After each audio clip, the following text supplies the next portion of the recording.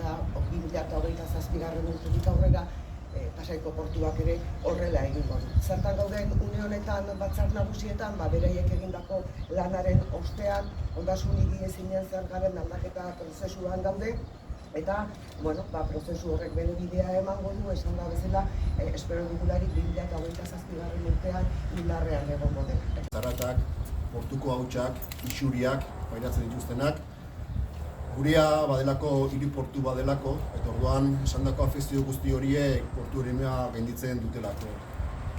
Gainera, orain arte Gipuzkoako Foru Aldundiak ez du egin beharreko moldaketak egin, portua ezaugarri berezietako ondasun gisa kalifikatzeko. Eta horrek udaloi portuari dagozkion zergak kobratzea ekidin digu.